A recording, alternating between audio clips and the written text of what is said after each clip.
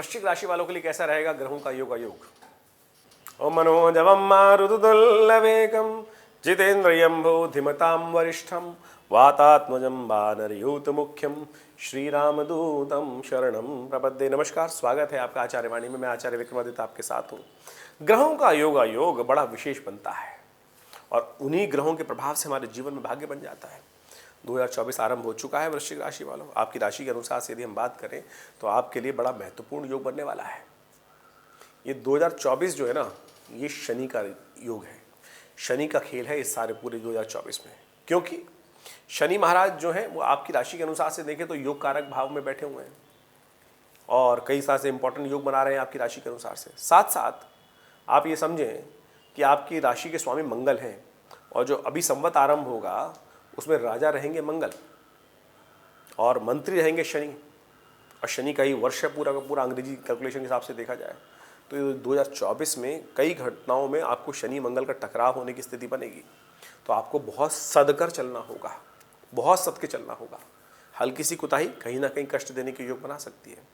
जो लोग share market में काम कर रहे हैं उनको भी सावधान रहना चाहिए। जनवरी के मास में मार्केट तेजी से आगे चलती दिखाई दे रही। पौष के महीने में जिस प्रकार का ग्रहों का योग बन रहा है, बहुत तेजी में कई बार हल्की सी गलती बहुत भारी नुकसान दे देती है। तो सावधान होकर चलने का प्रयास कीजिएगा। ओवरऑल वैसे आप समझ लें सिलसिलेवार तरीके से आपके ग्रह कहाँ आपको लिए कौन सा भाव उपस्थित कर रहे हैं, वो सब हम सिलसिलेवार तरीके से आपको समझाने का प्रयास करते हैं। जनवरी में कई ग्रहों का परिवर्तन होगा।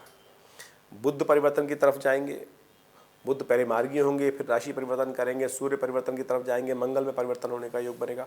ये सब ग्रह आपके लिए बहुत ज़्यादा विशेष महत्व रखते हैं और इस महीने में मंगल का उदय होना भी बहुत महत्वपूर्ण है आपके लिए। पिछले करीब 6 महीने से मंगल अस्त चल रहे थे और शनि के साथ उनका टकराव भी कई बार चला। तो ऐसे में समझ लीजिए कि कैसा ग्रहों का योग आपके साथ बनने को तैयार है। 3 जनवरी को बुधवार है, साथ साथ सप्तमी तिथि है पौष के महीने की, कृष्ण पक्ष की। कन्या में चंद्रमा चल रहे हैं और ये आपके लिए लाभ के योग बना रहे हैं।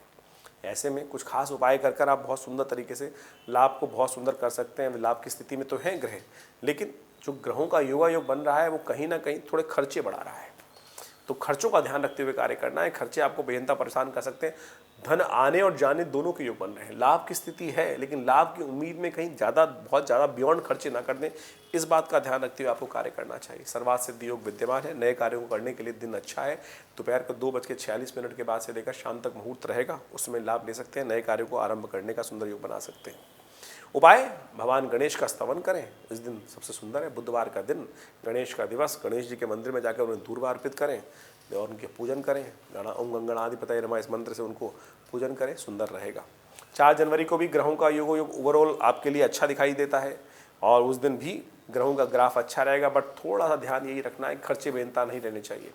लाभ की उम्मीद में बस कहीं हो जाएगा होना है, लेकिन बस होना है तो लाभ को कमाना है, लेकिन उसके लिए खर्चे बराबर नहीं करने हैं। इस बात का ध्यान रखते हुए कार्य करना है। कालाष्टमी है, भगवान शिव की भी आराधना करें, माँ दुर्गा की आराधना करें। उस दिन रुक्मणी अष्टमी भी शास्त्र के अनुसार से बताई जाती है। कहा जाता है भगवती रमा देवी रुक्मणी का उनका जो आराधना करते हैं, उनको विशेष तौर पर उनका पूजन करते हैं, उनके समस्त कष्ट भगवती हर लेती हैं। तो इसको भी लाभ लेने तो काम करें। 5 जनवरी का दिन विशेष तौर पे कई ग्रहों का परिवर्तन का योग बना रहा है। सुबह सुबह सूर्योदय के साथ साथ चंद्रमा परिवर्तन की तरफ जाएंगे और ये परिवर्तन आपके लिए कई प्रकार से सुंदर रास्ता उत्पन्न करता दिखाई देगा। चंद्रमा का ये परिवर्तन विशेष तौर पे यदि हम बात करें तो आपके लिए विशेष तौर पे आपको समझ लेना चाहिए, आपके लिए कई प्रकार से योग बनाएगा। लाभ होते होते भी नुकसान करा सकता है। धन आने की उम्मीद दिखाई देती है, लेकिन साथ साथ जाने की उम्मीद ज़्यादा दिखाई देती है। तो बेकार के काम मत कीजिएगा, ध्यान रखें और थोड़ा ध्यान रखते हुए कार्य करने की ज़रूरत है आपकी राशि के अनुसार से। साथ साथ प्लूटो भी अस्त हो रहे हैं आपकी राशि के अनुसार यदि हम बात करें तो प्लूटो का त्रिक भाव में रहते हुए अस्त होना, ये कहीं ना कहीं प्राकृतिक आपदाओं की तरफ इशारा करता है। कहीं ना कहीं आपके पराक्रम में कहीं ना कहीं सेंध लग सकती है, कहीं ना कहीं हिम्मत हारने के योग बना सकते हो। तो ध्यान रखते हुए कार्य करने की ज़रूरत है। 1 महीने के लिए प्लूटो अस्त रहेंगे। तो शुक्रवार का अवसर है, क्या उपाय किया जाए? हमारी मति के अनुसार से सबसे श्रेष्ठ उपाय गौ पूजन है, क्योंकि शुक्रवार का अवसर है और गऊ के अंदर समस्त देवताओं का वास होता है। तो सुबह सुबह गौशाला में जाकर चने की दाल गाय को खिलाने का प्रयास कीजिए। भिगोई हुई चने की दाल, भिगोई हुई जौ इत्यादि ये सब चीज़ें गाय को खिलाएंगे तो सुंदर लाभ के योग बनेंगे। और साथ साथ अब बात कर लेते हैं 6 जनवरी की। 6 जनवरी के लिए शनिवार का अवसर, दशमी तिथि है और साथ साथ ग्रहों का योग आपके लिए थोड़े खर्चे बढ़ाने के योग बना रहा है, नुकसान कराने के योग बना रहा है। नुकसान और लाभ का ग्राफ बराबर हो सकता है, ऐसे भी योग बन रहे हैं, लेकिन फिर भी थोड़ा ध्यान रखते हुए कार्य करने की ज़रूरत है। तो सामने वाले लोग आपके लिए कुछ ना कुछ लगातार परेशान करने की योग बनाते दिखाई दे रहे हैं, तो बहुत सावधानी के साथ गुरु दर्शन करते हुए कार्य करने का प्रयास कीजिए। इस दिन सर्वार्थ से योग विद्यमान है और साथ साथ भद्रा भी विद्यमान है। सर्वार्थ सिद्धि योग का योग जो बन रहा है वो सुबह 7:19 से लेकर 12:20 तक है। उसके बाद 12:20 से लेकर दोपहर के रात्रि के 12 बजे तक भद्रा विद्यमान है। तो नया कार्य यदि हाथ में लेना हो, नया प्रोजेक्ट हाथ में करना हो, नया शुभ आरंभ करना हो, तो दोपहर को 12:19 से पहले पहले कीजिएगा, यही अच्छा रहेगा। उसके बाद नए कार्यों में हाथ मत डालिएगा, ये बहुत सावधानी के साथ करने की ज़रूरत है काम। ग्रह योग आपके लिए, मैंने जैसे कहा कि तुला में चंद्रमा जो 12वें भाव में बैठा है बृहस्पति के साथ योग बना रहा है, वो कहीं ना कहीं लाभ धन आने और जाने दोनों के योग बना रहा है। बस आपको लीकेज बंद करने का प्रयास करना है। यदि नुकसान खर्चे लीकेज बंद कर लिया आपने, तो आपके लिए समस्त प्रकार से सुंदर योग बन सकता है। बस बुद्धि को यहीं लगाने का प्रयास कीजिए। शनि को अनुकूल किस प्रकार से किया जाए, एक काम करें, हनुमान जी को चोला चढ़ाएं, वो आपके लिए सुंदर रहेगा। 7 जनवरी को बहुत सुंदर दिवस है। इस दिन सफला एकादशी का योग बन रहा है और सफला एकादशी के साथ साथ रविवार के दिन एकादशी, ये योग जो है बहुत सुंदर है।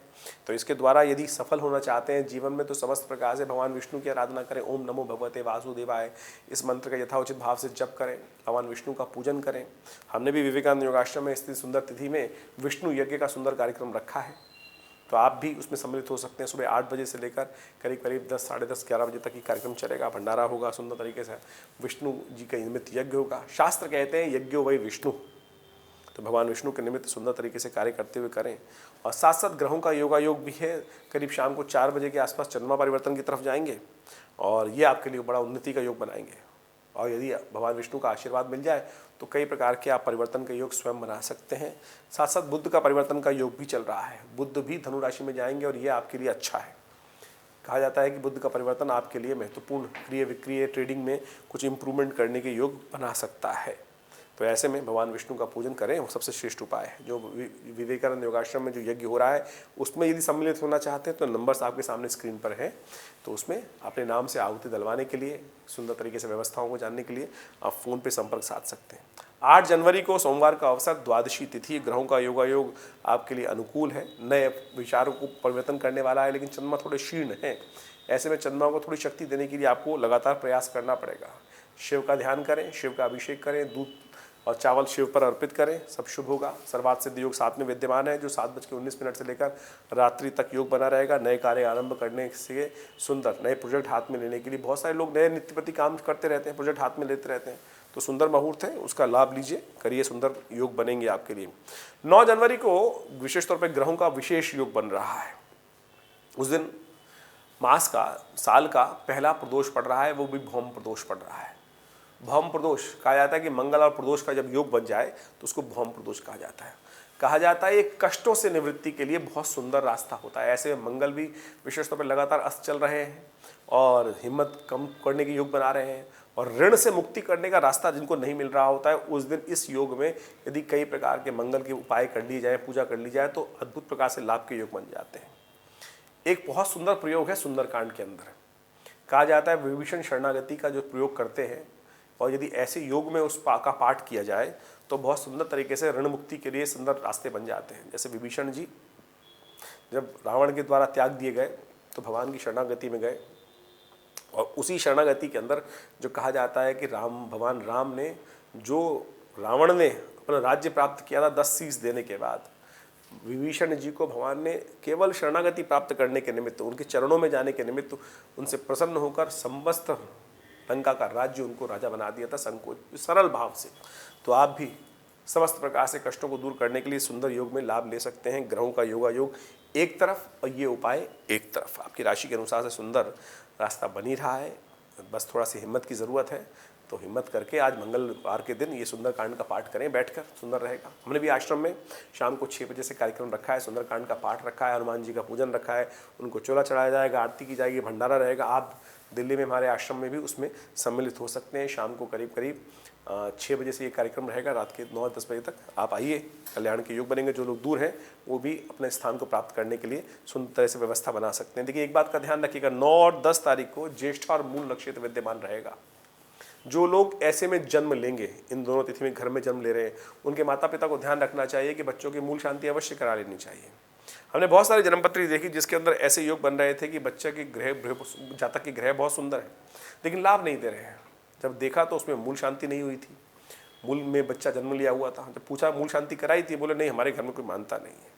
और जब हमने वो यज्ञ कराया, मूल शांति का 27 दिन का यज्ञ होता है, तो उसके बाद से एकदम इम्प्रूवमेंट के योग बने। तो हमने प्रत्यक्ष करके देखा है लाभ सम होता है। तो आप भी सोच समझकर इस बात को ध्यान रखें कि यदि कोई जातक जन्म ले रहा है तो तुरंत ही 27 दिन का वो अनुष्ठान अवश्य करा लें। जन्म से लेकर 27वें दिन पुनः वो जब यज्ञ नक्षत्र घूम के आता है तो उसमें अवश्य करा लेना श्रेयकर ही रहता है, लाभ के योग बनेंगे। 10 जनवरी को भी ग्रहों का योगा योग जो बन रहा है वो बड़ा सुंदर है, उसमें चतुर्दशी है और साथ साथ बुधवार का योग है। लेकिन एक बात का ध्यान रखिएगा, आपकी प्रोग्रेस के रास्ते बिल्कुल सुंदर तरीके से खुलने के योग बन रहे हैं, लाभ के योग बन रहे हैं। ध्यान ये रखना है कि ऐसे में केवल अपने जीवन साथी को प्रसन्न रखने का प्रयास करें।